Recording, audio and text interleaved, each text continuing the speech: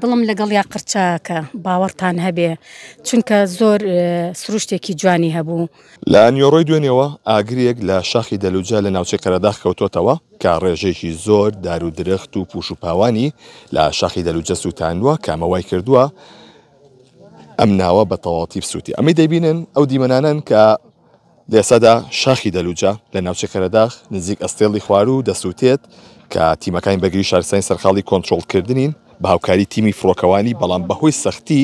شوێنەکەەوە ئۆتۆمبیل ناتوانێت بچێتەوە. من لێرە میوانێکم هەیە خاتو شیرین مەحموود قایمقامی قەزای قەرەداغ خاتو شیرین سڵاوی لێبێت ئەماگرا بەرەبەیان کۆنتترۆل کرا بەڵام جای دیکە سەری هەڵدایەوە. سڵاو لە بەڕێزیشتان بڵێ لە سەعات 4 دقەیەم بەیانیا کۆنتترۆل کرا بەڵام بەداخەوە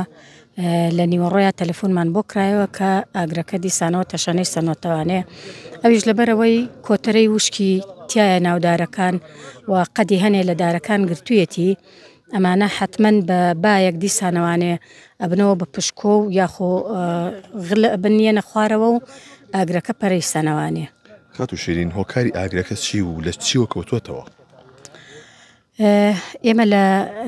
سەدی ئەستێڵ شوێنێکی بڵێن گەشتیاریە گەشتیارێکی زۆر لە عەرەب و لە کورد و لە هەموو جۆرێک خەڵک ڕوومانتەیەکە لە نەتیجەی کردنەوەی ئاگر و بەجێهێشتنی یاخود لە نەتیجەوەی کە ئاگریان کردوتەوانێت لە نزیکە و پوشەی کە ئێستا لە مۆرزە پوش و پەلاشێکی زۆر و پاوانێکی زۆر لە ناوچەکەیە هەیە لە نزیکی ئەو پوش و پەلاشە ئاگر کراوەتەوە و ئاگری گرتووە و لە کۆنتترۆل دەرچووە بەهۆی ئەوەیە ئیتر گەشتیارەکە نازانین بەڕاستی ئێستا تیمەکانمان لە پڕاوی لێکۆڵێنەوەیان کردوتەوانێ لایانی پەیوەندیدار لە بە دوواداچوون و گەڕانە بزانن هۆکاری سەرەکی کەوتنەوەیم ئاگرە چییە. ئەو ڕێژەی کە سوتاوە بە چەند مەزەنداکرێت؟ هەتا ئەم بەیانە بە 200 زیاتر مەزەنداکرا بەڵامی تر لە نیوەڕۆوەکە ئاگرەکە پەرەی سەنۆتەوانێ من بۆ ئەوە چمکە لە 250 زیاتر سوتابێ بەداخەوە. کاتوژیرین کام سروشتا بینیە سووتێت ئەو دارە سەوزانە دڵم لەگەڵ یا قرچاکە باوەڕتان هەبێ چونکە زۆر سروشتێکی جوانی هەبوو گەشتیار کە هاتن بە سیرکردنی ئەم سروشتە یعنی مانویان ئەحەسایەوانێ بەداخەوە ئەمە من هەستەکەم بڵێن وەکو چۆن مناڵی خۆت پەروەردەکەی لەم ناوچەیە بە تایبەتی لە دیوی گوندی ئاوایی شێخ مستەفاوە کە لەوێ بەڕێز کاک شێخ دلێر زۆر ئەم ناوچەی پاراستووە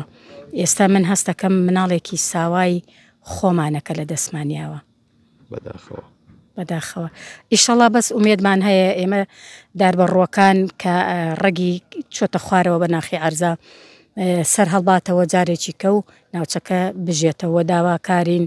لە هەموو ئەو کەسانی هەموو ئەو گەشتیارانەی کە ڕوئەکەنە قەزای قەرەداغ و ئەم شوێنە گەشتیاریانە تکایە شوێنەکان بپارێزن ئاگر بەجێ مەهێڵن لە دووری و لە نزیکی پوش و پەلاشەکانەوانێ ئاگر مەکەنەوانێ دوورکەونەوانێ و هەز بە و بەرپرسیارەتێ بکەن کە ئەمە ئەو شوێنەیە کە خۆتانیان لێ تایە ئەحەسێنەوانێ سەری ئەو سروشتە جوانەیەکەن لەبەرەوە تکایە سروشتەکەمە شێوێنن. زۆر سپاس بۆ شیرین مەحموود قایمقامی قەزای قەرەداغ. بەڵێ ئەوەی کای بینن لە ئێستادا ئەگەر هاوکار بێنەکان گوێزێتەوە ئەو هەموو دارەکە سووتێت ئەمە هەمووی ئەو سروشتە جوانەی قەرەداغەکە ئەسووتێت وەکو شیرینخان خۆی باسی کرد تی دڵم خرچەیەت ئەم دارانە بە ساڵانێکی زۆر گەشتوونەتە ئەو تەمەنە بەڵام لە ئێستادا بەهۆی ئەو ئاگرەوە دانە بە دانەیانە سووتێن بە کوردستانمان پارێزین خوای وەتەن ئاواکەی چەند دڵگیر و شیرینە.